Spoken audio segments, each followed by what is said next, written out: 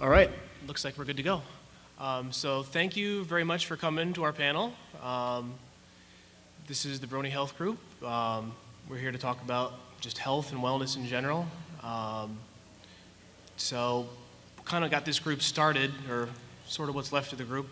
A bunch of us got together, and at least for myself, I'm not an artist or a musician or anything, but I really enjoy this fandom a lot, and I was looking for a way to give back, and I thought, well, what better way for me to give back than to talk about what I know, which is health and wellness. A little bit over 3 years ago, I was over 300 pounds, and I was a pretty big guy, and was lucky enough to find a program that helped me lose over 130 pounds, and yep, thank you.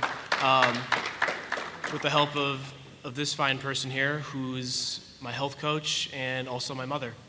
So I will pass that off to her and let her talk a little bit. And also, there is a prize for someone who asks the best question or the most intriguing question. So think of some good ones for us. Yes, and I thank you for the privilege of being here to hopefully inspire you to create health in your life. You hear so much about diet and exercise and the negative things and how hard it is and it doesn't work. And I too was obese 3 years ago, and it changed my life. I do need to read a medical disclaimer. Everything I've been taught, I'm a certified health coach for Dr. Wayne Scott Anderson. He's a board certified critical care physician. Everything I'm telling you today comes from his book. And here's the disclaimer that I need to read to you, because I am not a physician. Do not rely on this information as an alternative to medical advice from your doctor or other professional healthcare provider. If you have any specific questions about any medical matter, you should consult your doctor or other healthcare provider. You should never delay seeking medical advice, disregard medical advice, or discontinue medical treatment because of information presented. So with that disclaimer, we are going to present in 3 sections today. Our whole philosophy is about not what you don't want, but about what you do want and about how to create that. He wanted to become an athlete. Of course he wanted to lose weight. I personally wanted to be able to keep up with young people like him. I wanted to get rid of my gastritis. Of course I didn't want to be obese. I wanted to sleep at night, those kinds of things. So we have ways, tried and true, that will get you to where you want to go. Just like I believe Brony's will be a household name someday, I believe Take Shape for Life will be a household name. I'm not here to talk about Take Shape for Life or MetaFast or any of that. My background is I am a certified health coach for Take Shape for Life. We are the coaching division of MetaFast. I'm not here to talk about weight loss. That's something different.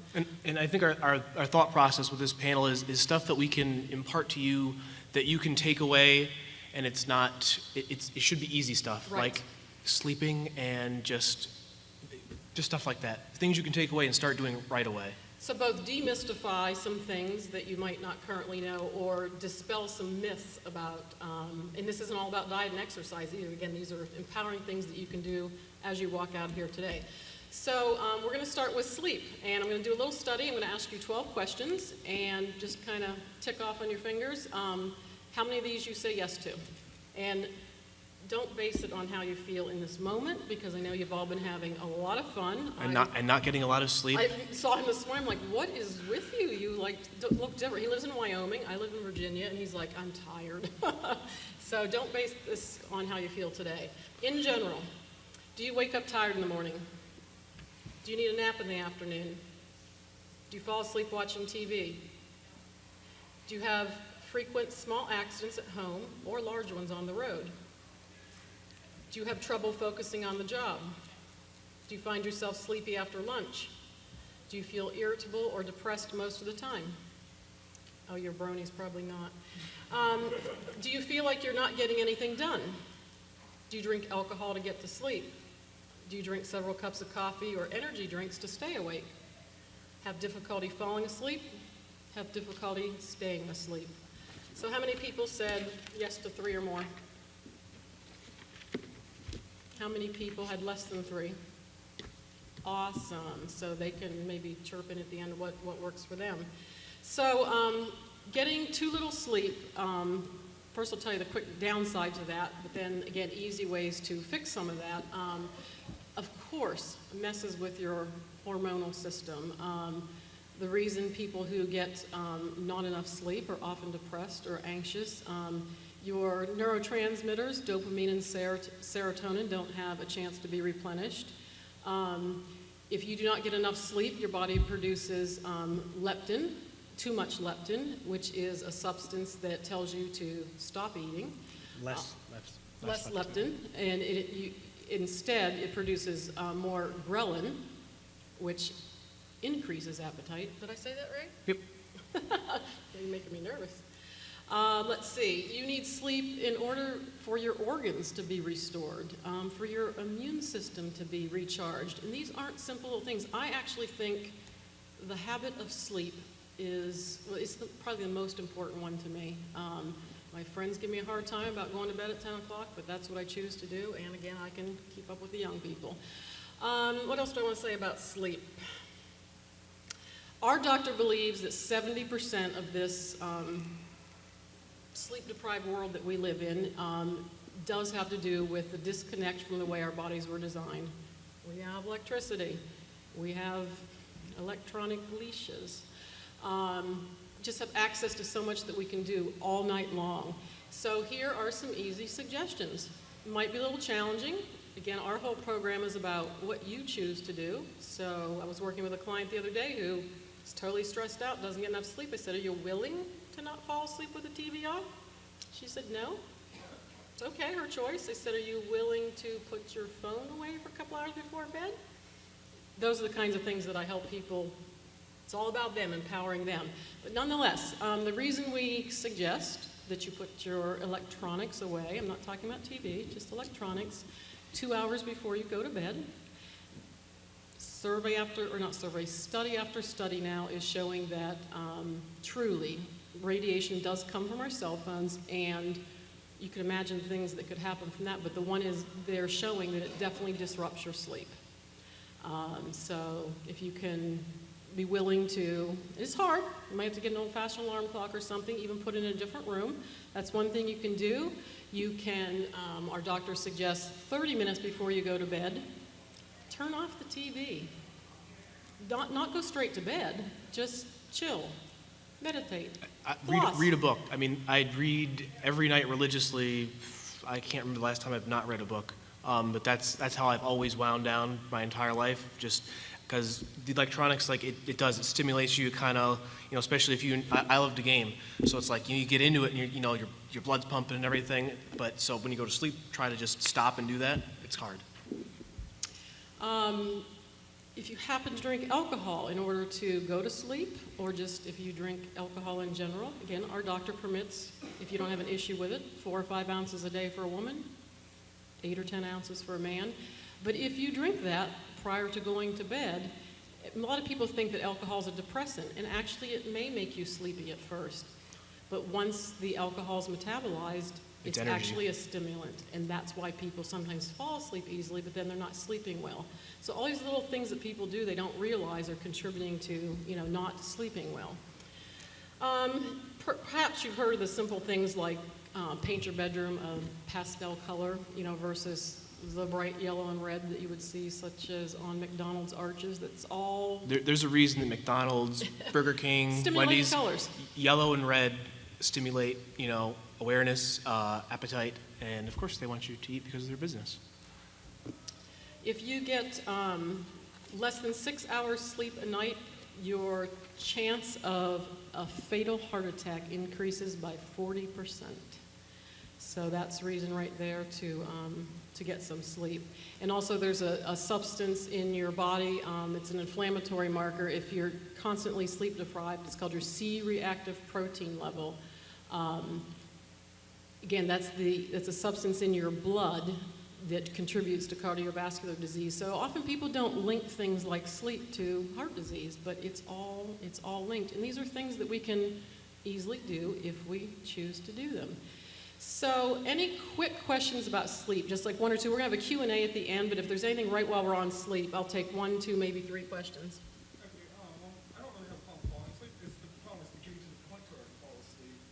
So maybe I just do too many commitments or something. I was just wondering if y'all have any suggestions on organizing your life and being Well- often between college and work, and I do a radio show, and attend the health group and all kinds of other different stuff, feel like I can always get there. And those are the things, that's what I guide people in doing. That's really my job. I think, Let me finish. We take your life, and then I know what can help. Again, I'm trained in a lot of different things. I work with you, and well, maybe you're going to have to give up something you like in order to get something you really need or want, which is more sleep. And so that's the personal coaching. What were you going to say? I think what you said, like organization and creating a routine, like she said, go to bed at 10, that is basically when I sit down in my bed or lay down in my bed, I read until I pass out. I take melatonin every night, like 1.5 milligrams. It's something your body produces naturally, so it's not like it's just something you're adding. Your body already produces it, so it just helps you. It's what causes that feeling of drowsiness. And as far as, I don't know where you're, like, what your situation is like, where you try to sleep. I know for me, light really bothers me. And if it's not like pitch black, I have a hard time, getting asleep because the pineal gland that's like right here, when it's like, it's hooked in your eyes. So when your eyes detect light, it produces hormones that, awareness, because it says light, be awake. But melatonin, I found, has worked wonders for me because I used to have a job where I would do a week of third shift, second shift, first shift, and I would just rotate back around. And if I didn't have that, I would not have been able to sleep during the day. So I just kind of been backing it off slowly, and I don't feel drowsy in the morning when I take it. And I think for each person, you got to find maybe the dosage that works for you. So. And the dosages are prescribed in Dr. Anderson's book, which is called The Habits of Health. He teaches or educates about different supplements for different things. I don't take melatonin. I don't need to take melatonin. And there's the disconnect as well, he was saying, from the way we were designed, in caveman days, when there was no electricity or all these electronics. So he's okay with melatonin because it's a natural substance in our body. So he goes over different supplements that could help you if you choose to take them. But yes, I don't know if that answers your question in a nutshell. You give me a good overview. I think y'all are right. I think it really comes down to planning and organization. Yep. And just sticking with it. My doctor's recommendation is to take melatonin. Really? Yeah. Yes. And I'll be honest, all the coaching I do, no one ever pays me for my coaching. So if you want to leave me or maybe I can give you, I don't even mind giving you my email address. Ask me a question or whatever. I'll send you the chapter in the book, and feel free to Yep. ask questions. I've had trouble sleeping my entire life, and despite the fact I've got blue rooms, purple carpet, black sheets, no electronics whatsoever in my bedroom, I will still go to bed my 8 hours and still fall asleep 4 hours after my head hits the pillow. Is there any way I can Meditation is a great tool. And again, it's in his book as well. And I will say I'm also a certified meditation instructor of 10 years, and that's one of my tools. And that's why he suggests doing it just 30 minutes before you go to bed, learning how to meditate. And again, can you learn to meditate just from reading a chapter? Probably not. You might have to seek out a meditation teacher. But there's a million books out there on meditation. That's another thing, actually, in all this stuff. Most of us can't change all of this stuff alone. We need a support system. So find someone who teaches meditation. And again, if it's something you want, you have to find what works for you. But meditation is a great solution for that. And again, as a coach, as I did with him, every person is different with what they need, what they want. But I think meditation is a the best solution in my opinion. And I know Dr. Anderson wouldn't disagree with that. There's a lot of things that could go into it, but if you have trouble falling asleep, is your mind active? Exactly. So we need to find a way to calm your mind down, and there's not a drug for that. Well, not a drug that we prescribe. Yeah. There are drugs for that, but we don't recommend sleep aids. And again, that's his philosophy is also how do you create health versus reacting to disease. So hopefully you don't have a disease yet from not sleeping, but a lot of our habits have created disease, and then we react to that with all these drugs. And It's like that old axiom, was it? An ounce of prevention is worth a pound of cure. So we're about starting where you're at, but then creating. So that's one great solution is learning how to breathe and meditate to calm your mind. Best thing I know for calming the mind, absolutely. Does that answer your question? kind of, you'd like another few solutions, again, get my email. And we can talk. we'll also be out here afterwards Yeah. if you want to come talk to us, because we don't have anything else planned. He has a so. whole chapter on sleep. Yes, last question on sleep. Well, Yeah. yeah, better move on. What foods do you recommend that one would take to help them relax? I know I've heard about warm milk being one, but I'm also thinking about health, vegetables, fruit. What do you suggest there to help the body process and metabolize through the whole day, so by the time the evening comes? Definitely for me, like if I eat anything with like a lot of carbs in it before bed, it's like the alcohol thing. Once my body metabolizes that, I get energy, and like so I might be tired, and then all of a sudden I'll be awake. And there's nothing. I generally sleep pretty well, so I'm not like a super expert about that. But yeah, I've certainly heard the warm milk, tea. I think a lot of that's subjective. Like what is comforting and relaxing to each person, you know, and just putting them in the right mindset of, you know, winding down for the evening. And obviously, definitely stay away from caffeine. Yeah, I was going to say, be careful with tea, because a lot of U.S. tea brands actually put caffeine in their tea. And if you have a taste for it, not any like U.S. made chocolate, because U.S. made chocolate is also stuffed full of caffeine along with other things you don't want. But some like original like German chocolate brands that have no caffeine actually have some natural chemicals in them still left over from the cocoa beans that will actually start to make you drowsy. So, I definitely so yeah, can but subscribe there's, to that. there's no. I mean, the melatonin thing. I would recommend that. Like that's always my first recommendation for a lot of people, because I'm like, I think it really works. But amazingly. she was asking for all day long. That's a complex answer. Yeah. And it is a balance of food so that you're not hungry, so that you are secreting hormones in the right amounts. Just off the bat, like what might make you sleep. Our doctor does say, if you are going to have a snack at night, make sure it's tiny and go for protein. And when I say tiny, an ounce or two. That's a carbohydrate now, not an apple. Like nuts. A few nuts, an ounce of turkey. Our doctor's not excited about cheese, but you could eat an ounce of cheese in very small quantity, just a little protein, if you're truly hungry. But again, I really can't answer your question quickly about all day long. But what we eat definitely affects our sleep. But it's the combination all day long. Don't forget though, it can also, a lot of it is time-wise. You have to make sure the last like large meal you eat is at least 6 hours before you tend to go to sleep. I agree with that. Yeah, our doctor has never said that, but But yeah, I mean, I kind of find I'm that. sure wouldn't eat a big meal at 9 o'clock at night. Yeah, I wouldn't do that either, because Yeah.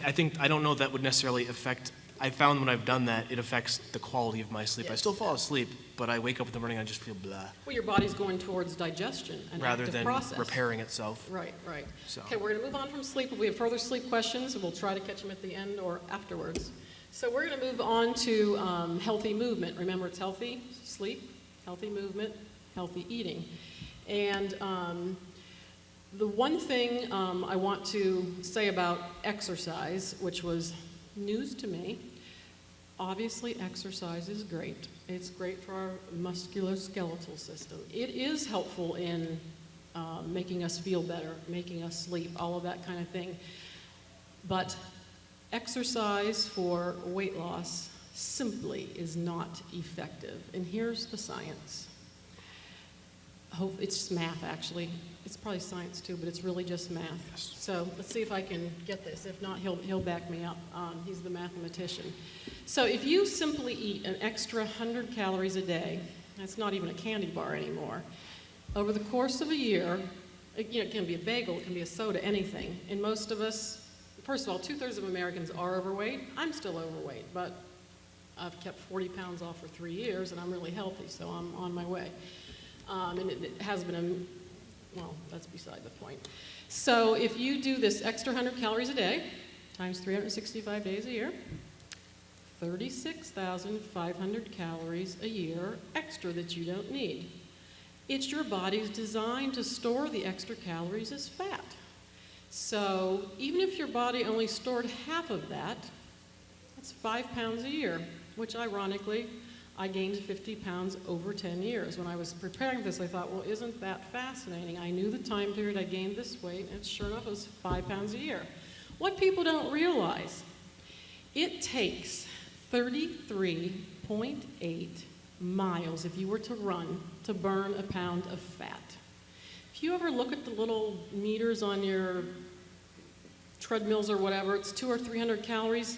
Okay, that's not even a bagel. And a lot of those things aren't, unless you get like a fancy treadmill where you punch in your own body weight and height and everything, those things don't take into account the calories you're already burning just by simply existing. Like, so it's deceptive too. Right, so just dispel that myth. I'm not saying exercise isn't good. It is.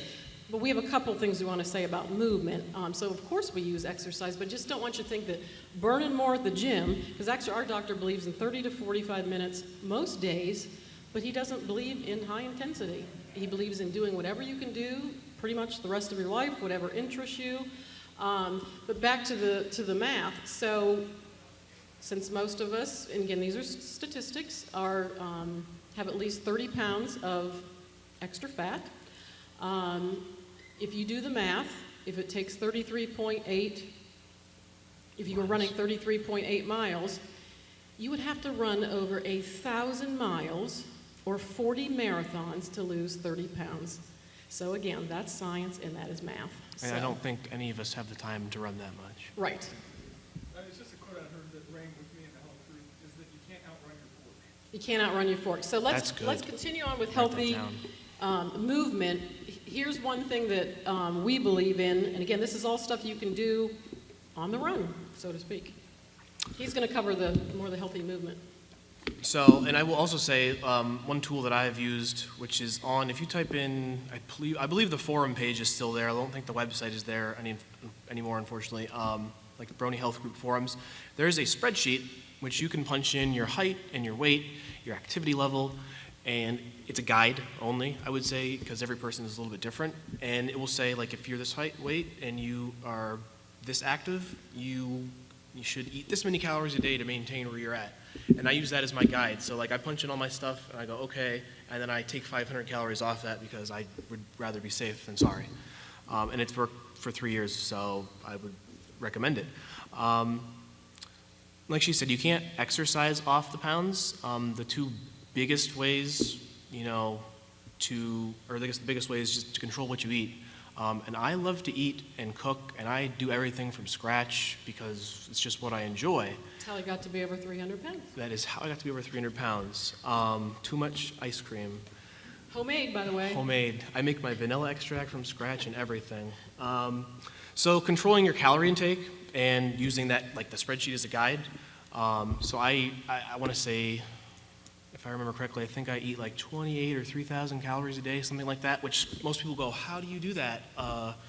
Because 2,000 is generally what the FDA or USDA says for how much you should have in a day. And once you get your body working correctly, you can eat more because it's very efficient and the exercise component of that. But with the foods you eat are very important, that you don't turn on your body's insulin pump, because you'll find with a lot of really high carb foods and processed foods are terrible. Your body, like your glucose level will go down, and then your body turns on and says, and that's what signals hunger. So when you eat something that's really high in glucose, it'll spike back up, you'll get really tired and drowsy, and then as it comes, it'll crash. Once your body produces insulin and It's doing its job. it's doing its job, it's a pattern. So if you can keep that like a bit more steady, you won't get cravings, you won't be hungry, it won't be as severe, and I would say that's the biggest thing is watching what you eat. One of my favorite things is it's called thermogenesis, which I'm sure you've seen if you've ever been in a GNC or something like that. They're like thermogenic boosters and boost your metabolism, and all that is things that will speed up your metabolism. Caffeine is one of them. I take a pre-workout before I work out every day, and it's got caffeine in it. That's the only time that I generally drink caffeine because I don't want too much. I don't want to go through withdrawal when I don't drink it. there are other things that you can look up online. A very common one is capsaicin, which is the component that makes peppers spicy, like cayenne pepper, jalapeno, stuff like that. So with the food thing, before I cook food because I love to eat and I like to try things. I still do, but I use food and the choices and everything I make to empower my health and like what I'm going to do. So like if I know if I'm gonna be working out after work and I'm gonna be running, because I was training for the 5K yesterday, I was like, all right, I'm gonna eat some good carbs and some protein and just eat it, far enough in advance that it has time to digest and my body will be ready to go. It won't be like, don't jump in the pool after 30 minutes so I won't get, cramps and stuff like that. So Do you want to explain what thermogenesis is? yeah, so the technical definition of it is the process by which the body generates heat or energy by increasing the metabolic rate above normal. So like I said, there's supplements that can do that. Other easy things are, exercise, that speeds up your metabolism. And a good one, which I always thought was interesting, was exposure to cold, because when your body gets cold, that's why people shiver. It's your muscles vibrating to generate heat to try to warm you back up. So when you're in a colder environment, turn the thermostat down. And Dr. A believes in 68 degrees in the wintertime. yeah, it gets pretty cold in Wyoming, I hear. I haven't been out there in wintertime yet, but let's see here. Did you want to talk about that or me? Go ahead. All right. So the two biggest things with calories and eating is your basal metabolic rate, which is like basically, and this is where it's really individual depending on the structure of your body and your genes. It accounts for the majority of all the calories your body consumes. 75% of that is your muscles. So the more muscles you have and you develop, the more calories you would burn. Yes. And what basal metabolic rates is, it's measured in the morning, get a true test. Just sitting, just getting up in the morning, what rate are you burning? So it's what's happening behind the scenes. And so there's things we can do during the day by what we do, what we eat, to increase that. We can have an effect on it. And the other 25%, this is something easy you can do, which I've been doing, and I find it fun too, because it's sort of entertaining. The other 25% is actually used by your brain. And you can create new neural pathways by doing things differently. Like if you're right-handed, brush your teeth with your left hand, or just do something different. One of the suggestions you had was drive home using a different route. I'm not going to do that, but I do it. I only have to And drive. 25% of our basal metabolic rate is determined by our brain function. So amping up your brain power, and then Yeah. that'll make you smarter too, I hope. But so those are the biggest things about eating. And then I'm sure you'll probably have questions. Do you want questions about that now, or cover You were that? actually doing movement, and of course there's crossover here. Questions swirling in your mind?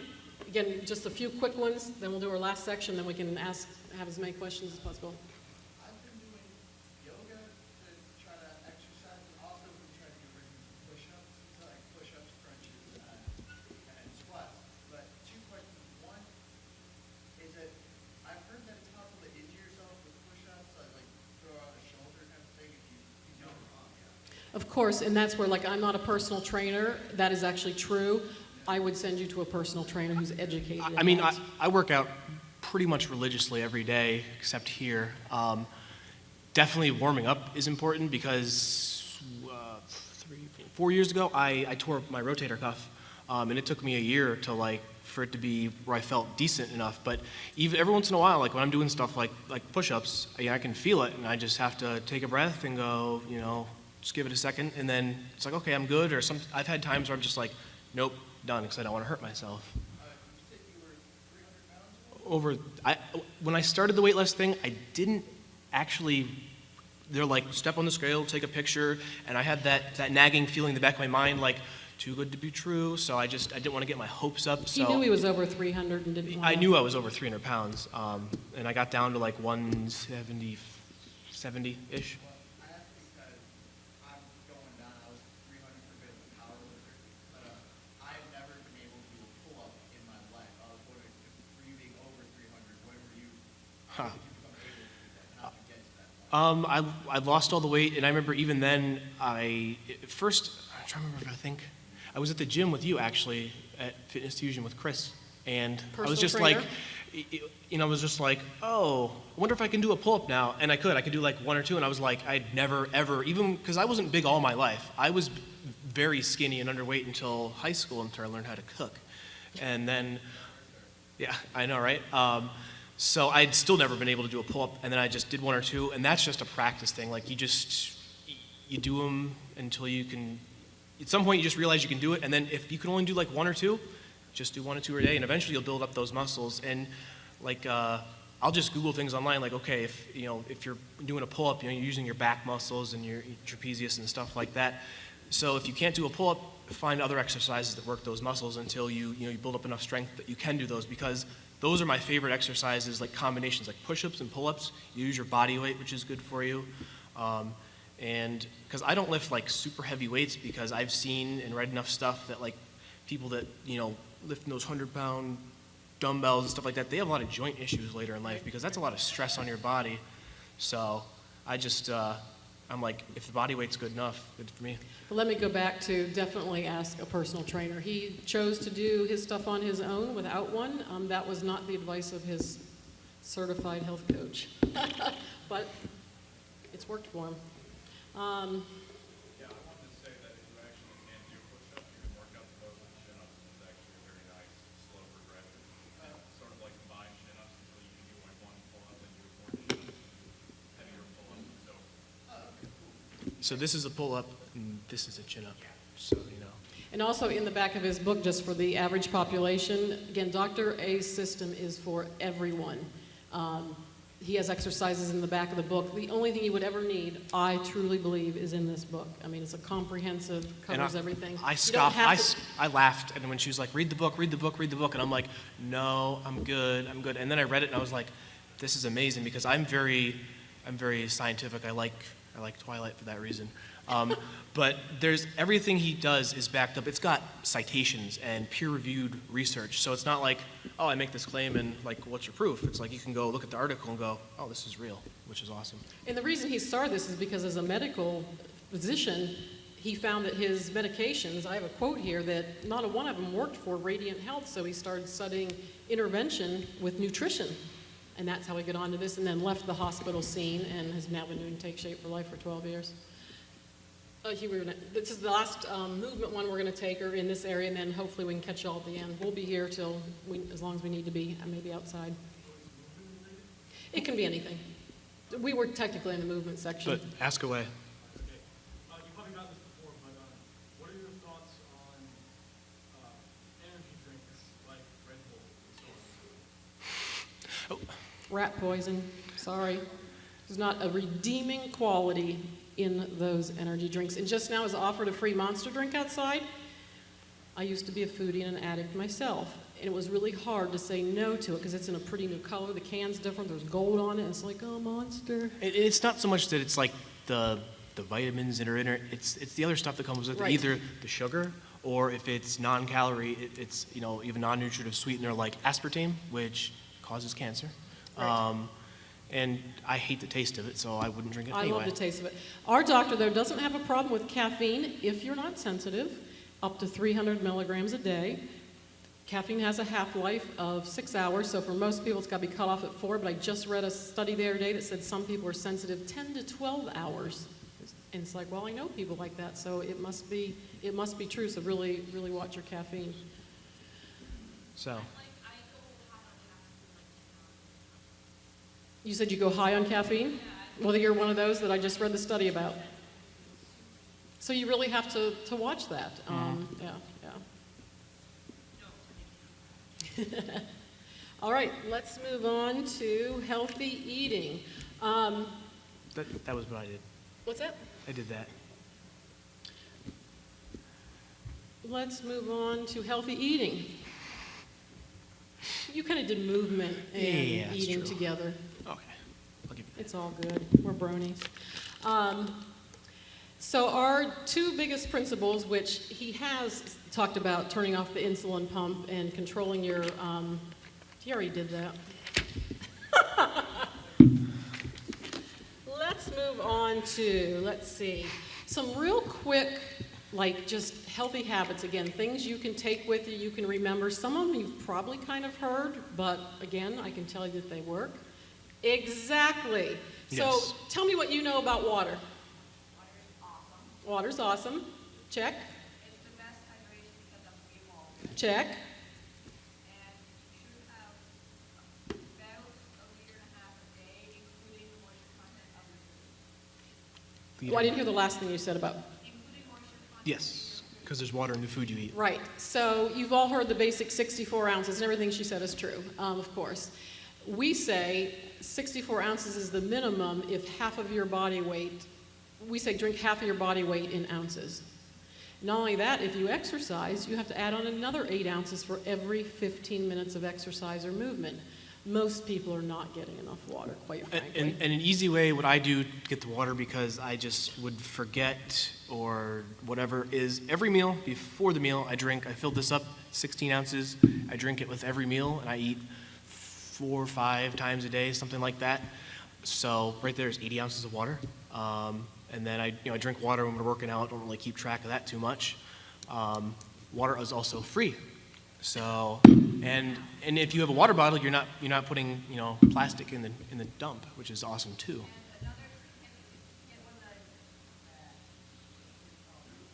Nalgene. Get a carabiner. Clip it on. Throw it in your belt, throw it in your backpack. That's a good idea. And there's apps for keeping track of your water. That's another thing. It's amazing what we think we're doing. If you want to be in charge of your health, it takes a little action behind it. Not hard things, easy things, but if I'm ever just kind of checking in with where I'm at, I literally will write it down. And as a coach, when I'm coaching people and getting healthy, they have to write it down. Let's see. I don't know who else had a hand up before, but go ahead. Yeah, so I also take pre-workout energy boosters and protein and creatine. Mm-hmm. But I was wondering if there are any negative effects in the long run of taking to work out. I think it depends upon the supplement. Like the ones I take, I've looked, I look at the formula and the ingredient list, and I'm like, some of them I know, and if I don't know what something is, I generally just go to Google and I'll read Wikipedia. I'll read 2 or 3, things on it, just quick things, and just get a general feel for like, okay, this is not good. Creatine, I can definitely tell you, there's nothing wrong with that. There's never been a study that said this is awful or terrible for you. I take Pump HD, and I just started taking Hemovol, which is amazing. I love it. And I take whey protein after I finish working out, because if I don't, I'm tired the next day and my muscles hurt. And if I take that every day consistently, it helps me recover faster and I feel great. Dr. Anderson does not address protein. Because because his stuff is more for like average everyday people. Right. If you want to go above and beyond, I mean, awesome, great, but it's not really addressed so much in the Right, book. right. Continue on. Okay, I guess this is what we're doing now. What are your opinions on the paleo diet of cutting out carbs, like kind of like to a low, no carb diet I kind have a of lot to thing? say about that. Good. I do believe, not from Dr. Anderson, from what I know, learned, have studied, what's worked, all that kind of thing, and the people, I talk to a lot of people about health. I know a lot of people on the paleo diet. First question I always say to them is, how's it working for you? If it's working for you and you feel great and your health goals are realized, awesome. There's probably more than one thing out there that works. I personally do not know how they can go, because I think there's a lot of good in the paleo diet. I really do. I really, really do. But I don't know how there's certain things they cut out from the way I am trained, from a critical care physician. I don't know how you can do without some of the things that they do without, such as, let's see, what are they don't do, tell me what they don't do in paleo. It's basically fruits, nuts, vegetables, meat, protein. I know it's the caveman diet. Yeah. The way it fits to me is They don't Less eat echo. fruit, do They eat fruit. No, it's basically everything except for rice and wheat, like basically. Processed grains. Yeah, grass, because those are grasses, basically everything but grasses. So. Yeah, if you can eat grains And that's just subject to probably opinion at this point. Just like soy, some people say soy's terrible, others think it's great. I'm still of the opinion that, well, actually, I'll reserve my opinion on grains, but you can probably see what I think about that. If they work for you, great. If, again, you do that diet and not eating them works for you, but how else do you get in the things that we get from whole grains? Like, how does a person get we're all about nutrition, so what do they replace, the good of grains, what do they replace that with? How do they find that? What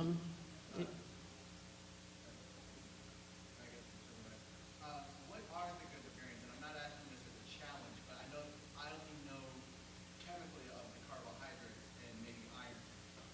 What are the other components of it? Because I honestly do not know. Components are specific, like barley, quinoa. Is that what you mean, examples? Well, I mean, what are the nutrients? Benefits.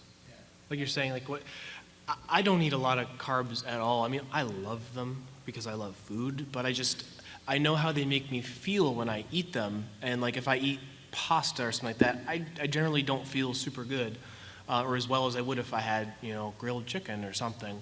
But I mean, certainly like just a multivitamin, like if I take like, I'm trying to think what the one I take is like says take 2 pills a day, and I take half of one because I'm like, my diet's pretty good, but I just want to make sure that I'm not like missing something completely. So I don't think it's like you can rely on a vitamin, but it's a good backup tool.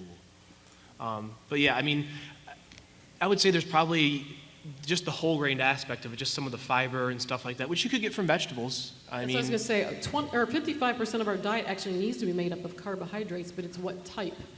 Yeah, it's avoiding like white Fruits and rice, vegetables are quick carbohydrates. rice. Again, is there value in white rice? Only in its deliciousness. Nutritionally speaking, Nutritionally, it's completely bankrupt it's completely bankrupt, right? And we go for the nutritional. because it's very high glycemic. It'll make. There's your another insulin- question. Yeah, and then we'll move on. Yeah. Run. 15 minutes. Think about coconut water. I think it's disgusting. Not the taste aspect. Okay. No, get out of here. Not the taste aspect. I had it after the race yesterday because they were giving it away for free. And I'm like, oh, I've never had that. I'm like, oh man, that's awful. I don't think there's anything bad with it. Like, because my first thing I did was I picked it up. I'm like, what's in this? And I was like, there was a tiny bit of sugar which didn't offend me, and it was like coconut water. I don't think there's anything terrible And about I am it. guessing coconut water is okay. However, our doctor does not subscribe to coconut oil. Too much saturated Yeah, fat. I mean- He only wants us having 10 to 15 milligrams of saturated fat a day, and you can blow that so quickly. So we focus more on healthy fats, and canola and olive oil are healthier. But again, you have to watch serving sizes. There's a lot of fat in those too. And the reason we eat healthy fats over saturated fats, healthy fats being avocado, you can get it in salmon, nuts, certain vitamins are absorbed, they're fat soluble, so we need healthy fats. So I'm not a proponent of the fat-free diets either. So And the reason fatty foods taste so good is because a lot of flavor molecules and particles are fat soluble. So without a transmission medium, that's why like when sometimes you eat a fat-free food and you're like, oh, this is disgusting, because there's no flavor, you have no way to absorb it. So I have a food science degree, Yeah, so we forgot to that's mention why that. I like food and that kind of stuff. as he was gaining his weight, I said, go to college in something you love. So I went and got a degree in food science. So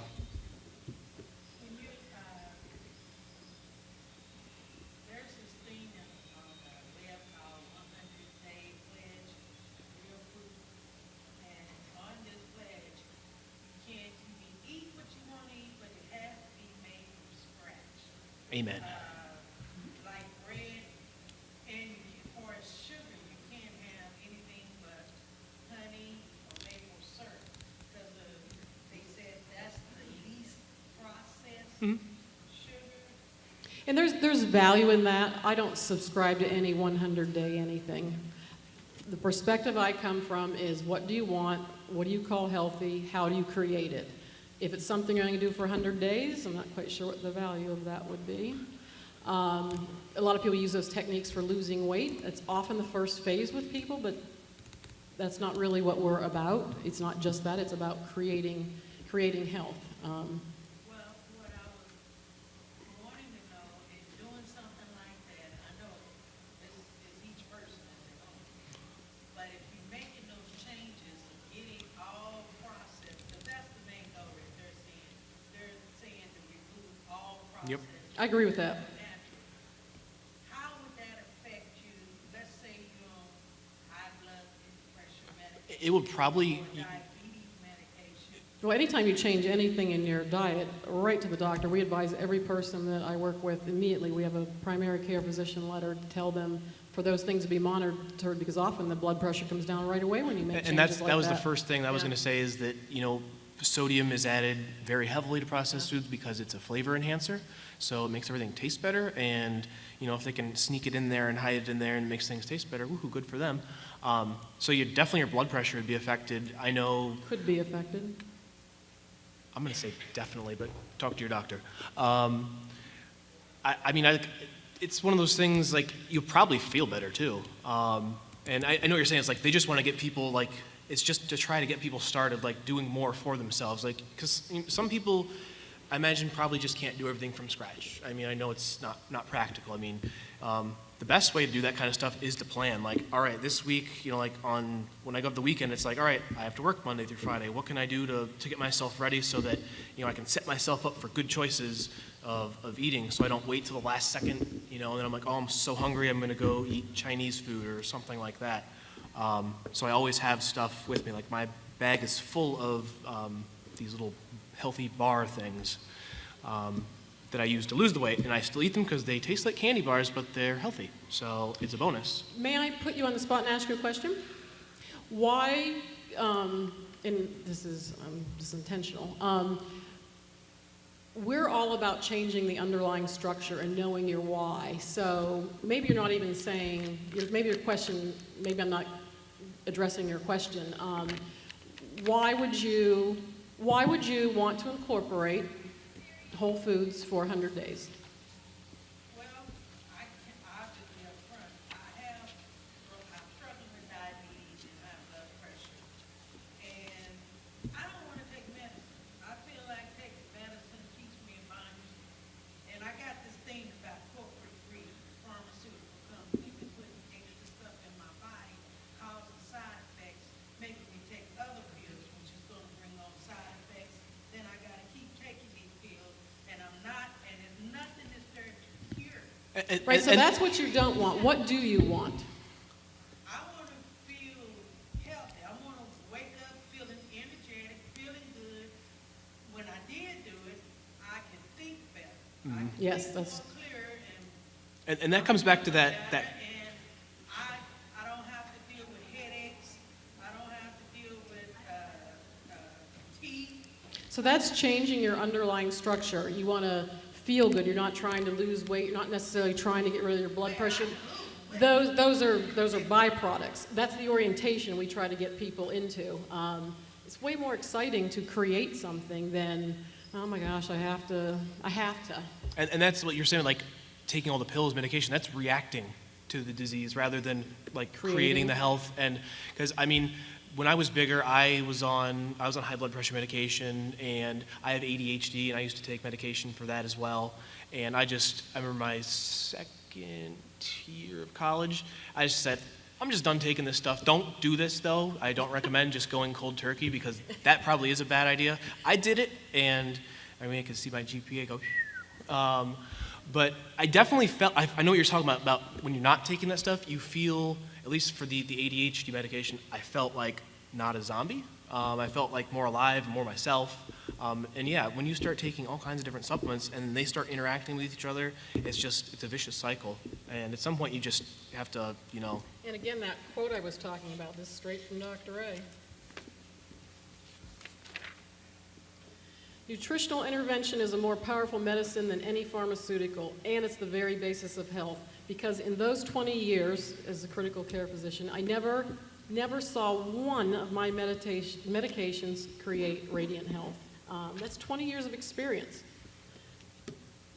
All right, on with Just a couple more things, because we're getting down there on time, so. Yeah, we are getting down there on time. Well, we can, We just want to make sure, there's a couple of things in here we definitely want to talk about before we finish, like that, I think is, again, the simple, have you heard of eat every 3 to 4 hours?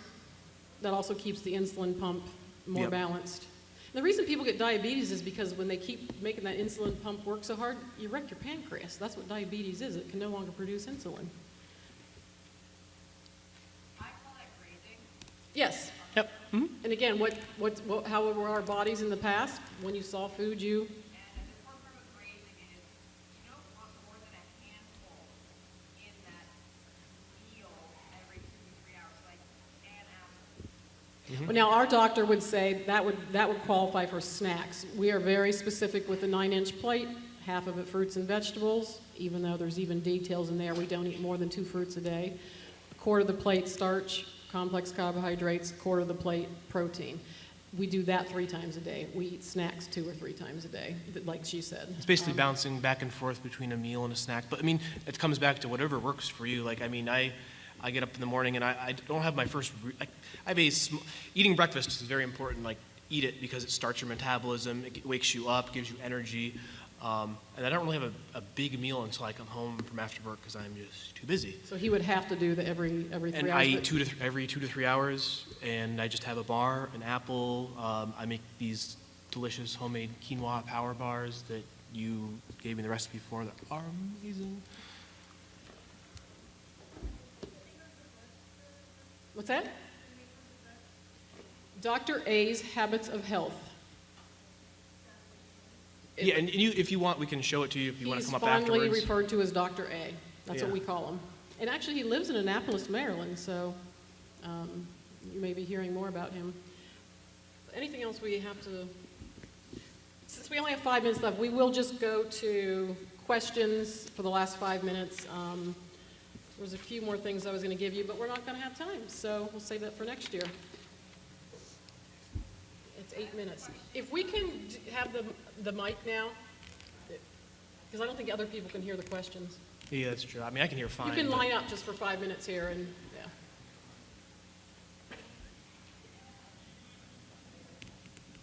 I say one thing. I'm just looking at some of my things. I wanted to say, like, another big thing with with water is that a lot of times thirst can mask itself as hunger.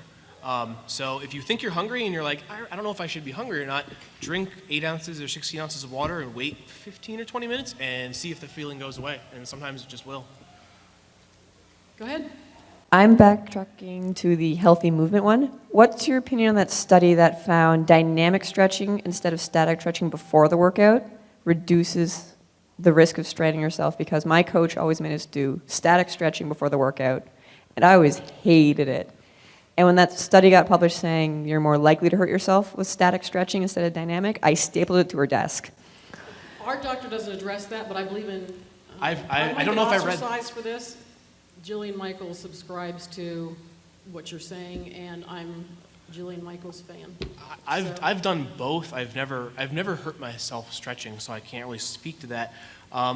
If my first thought when I read that was, it seems kind of interesting, dynamic stretching, but I mean, it makes a sort of sense. It does make sense, yeah. I would say, as a health plan, like in eating, do whatever you feel is going to make work best for your workout.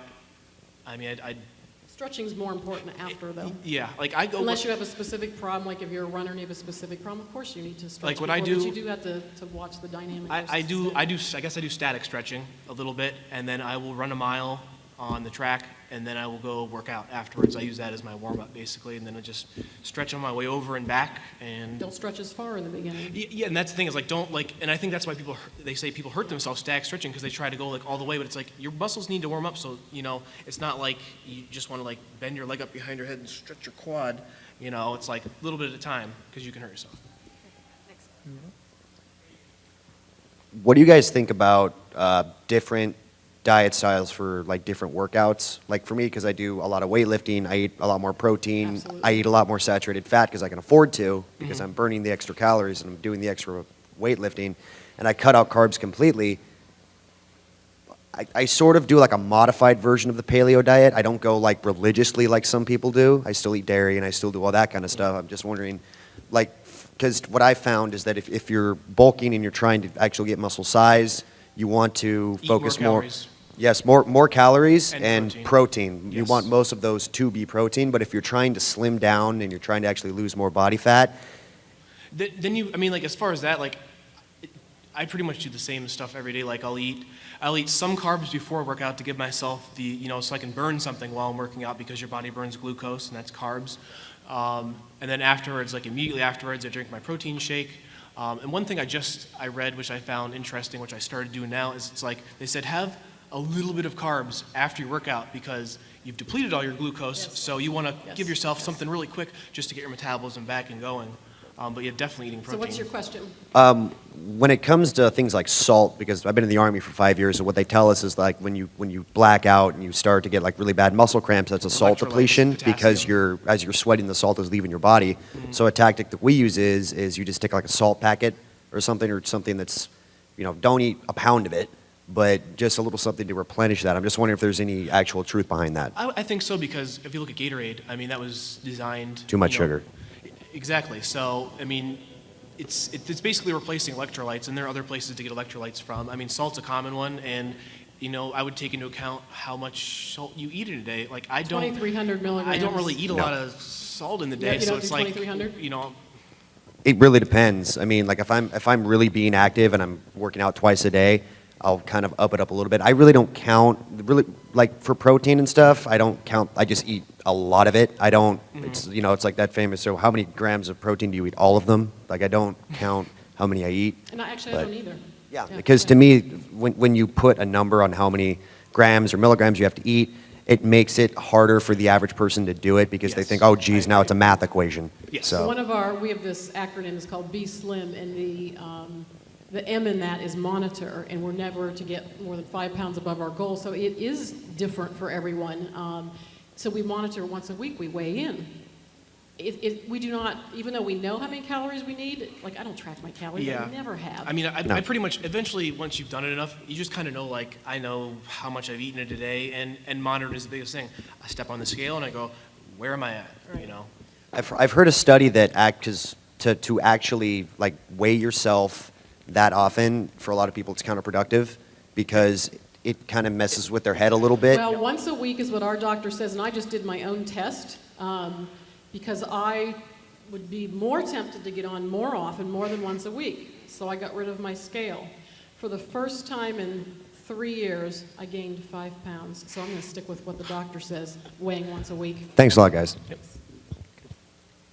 Okay, what if you're a couch potato and you can't afford a trainer? How do you start?